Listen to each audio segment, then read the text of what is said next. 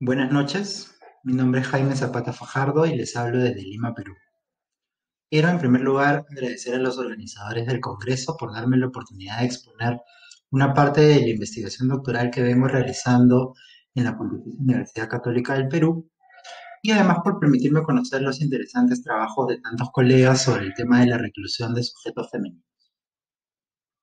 Primero, quisiera presentar un índice de contenidos, conozcan la estructura de mi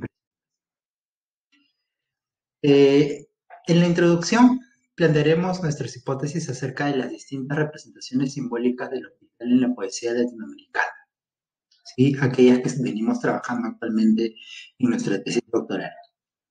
Luego estudiaremos dos casos. El primero, el de María Auxiliadora Álvarez. Analizaremos la presencia simbólica del hospital en algunos poemas del libro Cuerpo, de 1985. En segundo lugar, analizaremos la presencia simbólica del hospital en los poemas de la poeta peruana Victoria Guerrero en el libro Ya nadie incendia el mundo, del 2005. Finalmente, plantearemos algunas conclusiones, es decir, estableceremos vínculos entre ambos poemarios que comparten la idea de la elaboración de discursos poéticos con voces femeninas recluidas en hospitales, además hospitales públicos. Bien. A modo de introducción, quisiera plantearles cuáles son las distintas representaciones simbólicas del hospital que hemos venido investigando en la tradición poética latinoamericana contemporánea. Son tres. En primer lugar, el hospital es una casa del dolor, un verso del gran César Vallejo, en la que el sujeto entra en una especie de batalla del espíritu. En segundo lugar, el hospital puede ser representado también como un espacio de tensión, es decir, como un espacio de intercambio simbólico entre el sujeto y el poder. Un poder médico que ordena, normaliza y higieniza su experiencia de enfermedad, maternidad o muerte. La idea de que la nación o el mundo es un gran hospital, es decir, el hospital se ha convertido en un espacio cuyas fronteras van desapareciendo a partir de los procesos de medicalización. En esta presentación analizaremos dos poemarios importantes en la tradición latinoamericana: Cuerpo de 1985 de María Auxiliadora Álvarez y Ya nadie incendia el mundo de Victoria Guerrero del 2005.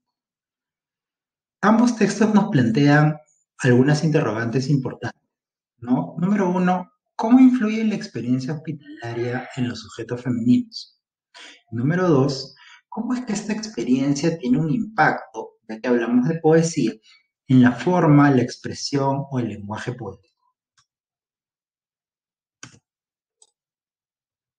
Estaremos con el caso de María Auxiliadora Álvarez, ¿sí? Poeta nacida en Caracas en 1956. María Auxiliadora Álvarez ha hecho crítica literaria y cultural y ha expuesto en diferentes ocasiones su trabajo plástico. A nivel de su obra, viene publicando diversos libros de poemas desde 1985. Sobre el poemario que vamos a analizar, Cuerpo, se trata de su primer poemario. Es además un texto que consideramos fundamental dentro de nuestra investigación.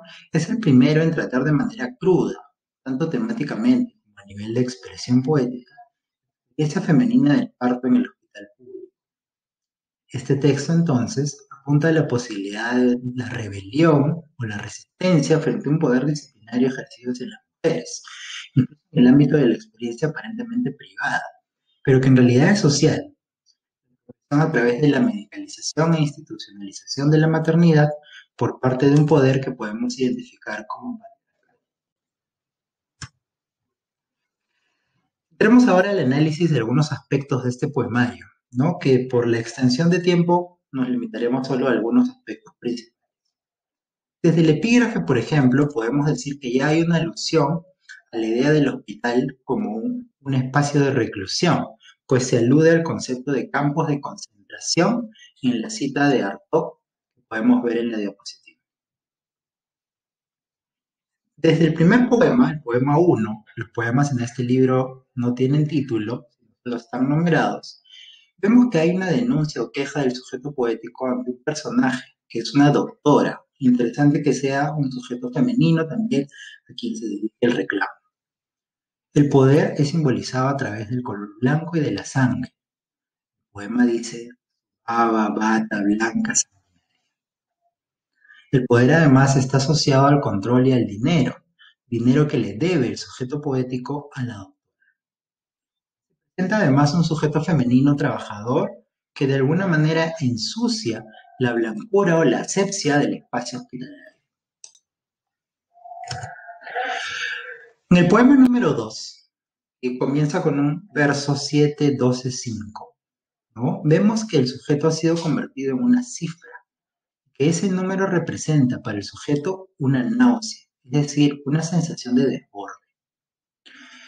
Vemos en este poema además el planteamiento de la crueldad sufrida por el sujeto femenino, a través de imágenes como los ombligos colgantes que hila, las moscas muertas, masas de como plantea el poema.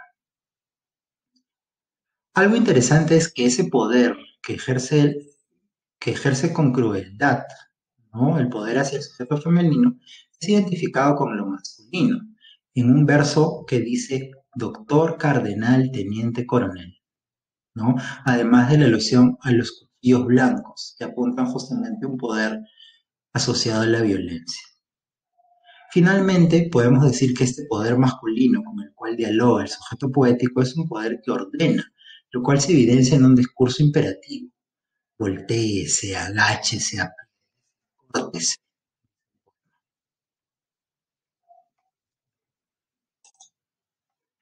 Pasemos ahora al poema número 4. Es otro poema con tono de denuncia. Comienza desde el primer verso. Dice el poema, usted nunca ha parido, no conoce. Una denuncia sobre la violencia sufrida en el espacio de reclusión, lo cual se puede evidenciar en versos como hilo de los machetes, la alusión al charco de sangre, o en un verso todavía más explícito que dice no meta la mano tan adentro, ¿no? Que de alguna manera alude a la violencia obstétrica, que me llama la atención porque en ediciones posteriores del poemario aparece en su totalidad en letras mayúsculas, como para enfatizar más todavía esa frase tan explícita.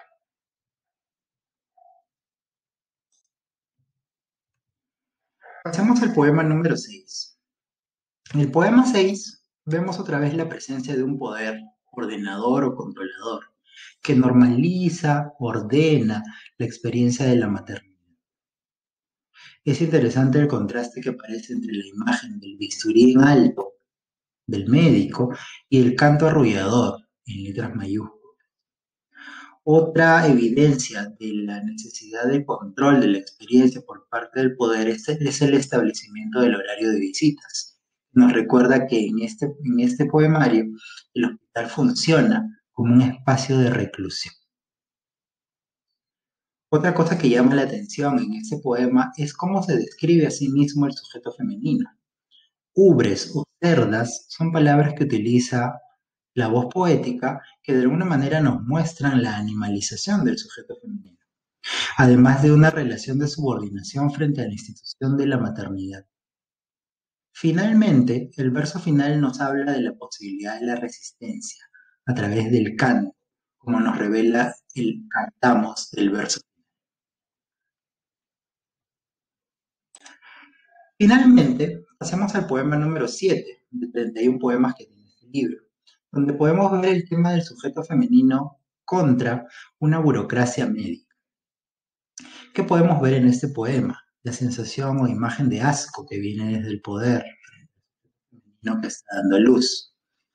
Luego, el final del poema que termina en 23b, 24b, 25, nos muestra otra vez el sujeto convertido en una cifra, o el verso que dice número negro anotado, que refuerza la misma idea.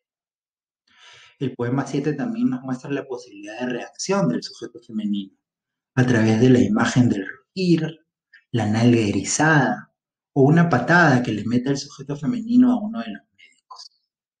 Médicos que, en este poema, se encargan no solo de la gestión de la vida, sino también de la gestión de la muerte, ¿no? Hay una visión de la política, no solamente biopolítica, sino tanatopolítica en este caso.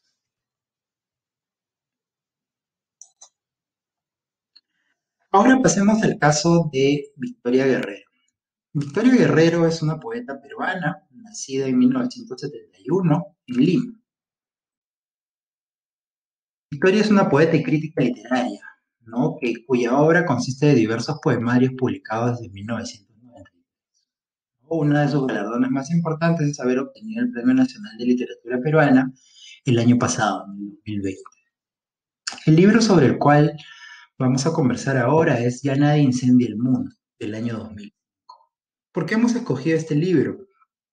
Porque si bien muchas de las obras de Victoria Guerrero se ubican en el espacio del hospital, varias de ellas, en este libro varios de los poemas se ubican en el espacio hospitalario y abordan poéticamente dos momentos: el nacimiento de un sujeto femenino y la experiencia de cáncer de la madre. A nivel de la forma o el lenguaje poético, el trabajo consiste sobre todo en la articulación entre dos planos. Uno, el de la experiencia autobiográfica, y dos, el de la nación peruana en relación con el conflicto armado interno de las últimas 2 décadas del siglo XX. En este poemario, el cuerpo entonces se convierte en la metáfora de la nación.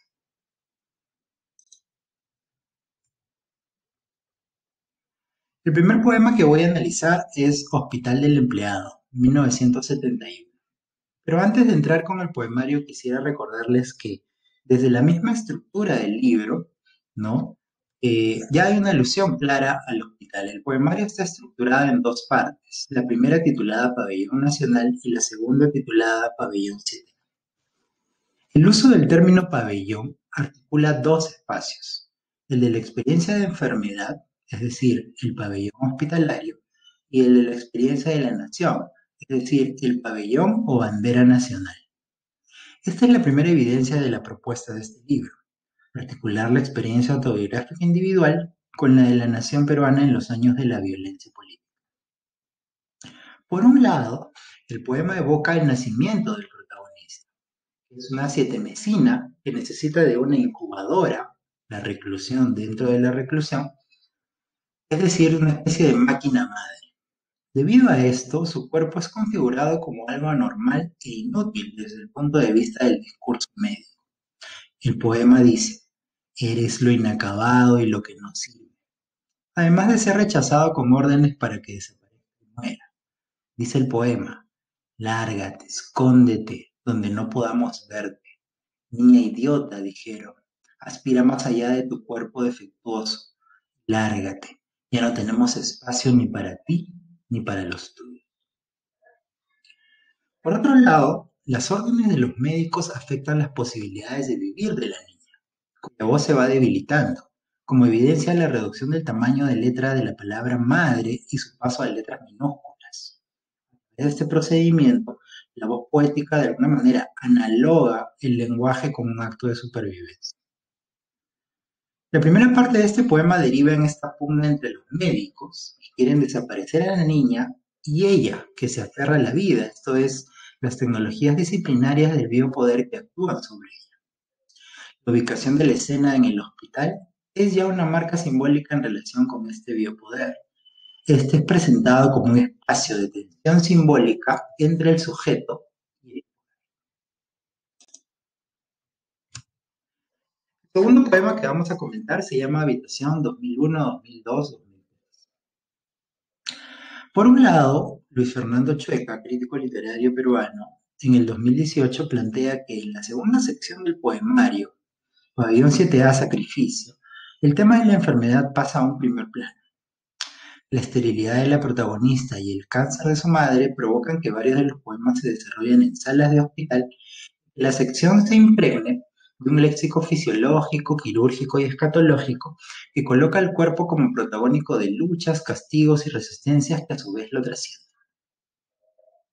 Por otro lado, el anuncio de la primera disección en este poema, en la primera parte del mismo, evoca elementos y adjetivos que generan una sensación de desagrado y agresividad. Se alude a un aire pestilente, a un ritual de aniquilamiento, como la sangre inocente chorrea. Sin embargo, en la segunda parte del poema, al final, se anuncia una segunda disección, que se caracteriza por su carácter social y subjetivo. Se trata de la instauración institucional y conformista del olvido de la violencia.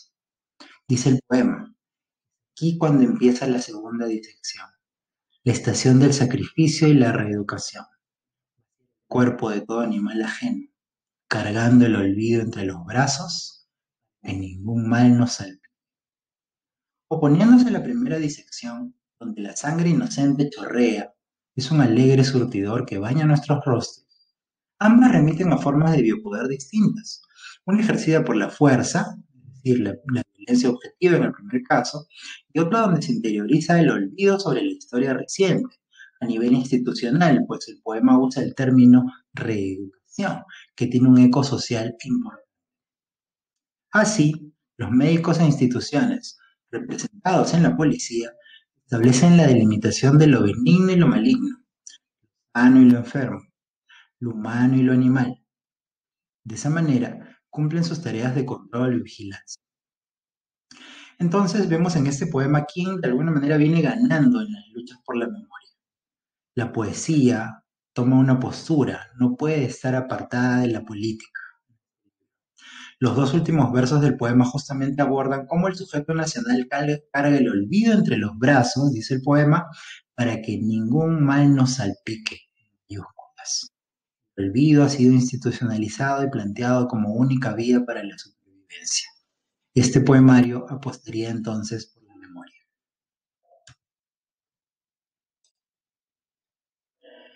El siguiente texto que vamos a analizar se llama Continua escasez de agua en todo el territorio nacional, 1980-2004.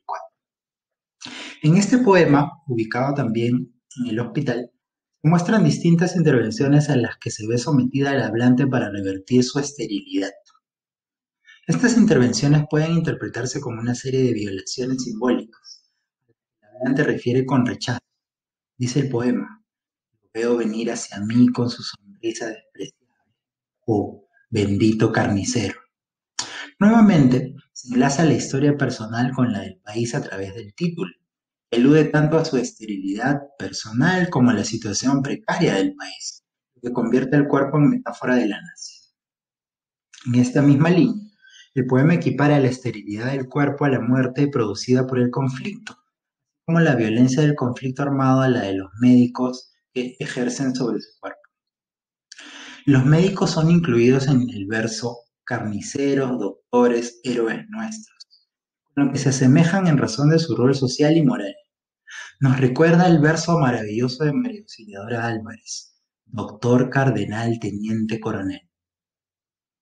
Martín Rodríguez Gaona, escritor peruano, afirma en el 2005 sobre la esterilidad que el discurso íntimo y el discurso social, ambos sangrantes, crispados, se tornan parte de un imaginario cuerpo nacional.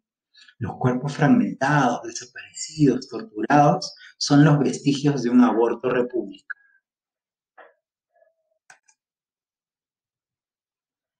El último poema sobre el cual vamos a conversar el día de hoy se llama Pabellón 7A Sacrificio. Este poema se ambienta claramente otra vez en el espacio hospitalario y son nuevamente presentados los dos actores de este intercambio simbólico. El poder representado a través de una mano blanca, la blancura o la luz, y la voz poética. Esta vez la referencia establece paralelos explícitos entre el hospital y la prisión. Dice el poema, los barrotes de una celda, pero yo corro, huyo de una prisión para adentrarme en otra.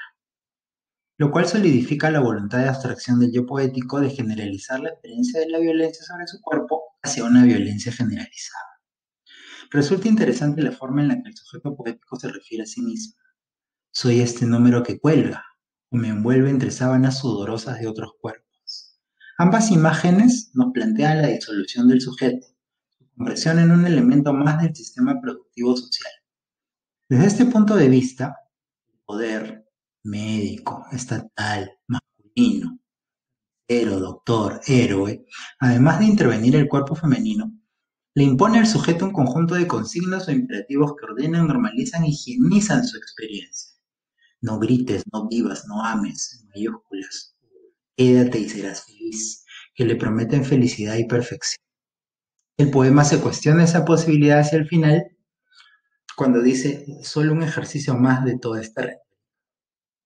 La promesa de una luz tan pura es explícitamente denunciada. El discurso de higienización, de limpieza por parte del poder, los gobiernos autoritarios de este lado del mundo, es revelada como en primer momento atractiva, pero en el fondo mentirosa. Finalmente, quiero plantearles algunas conclusiones para ir cerrando nuestra presentación. Los animo a, si no lo han hecho todavía, leer ambos libros que considero importantes en el canon poético latinoamericano contemporáneo. Primera conclusión, en ambos poemarios los sujetos femeninos viven experiencias de violencia en el espacio de reclusión del hospital. Número 2. La práctica médica es representada en ambos textos como deshumanizante. Número 3.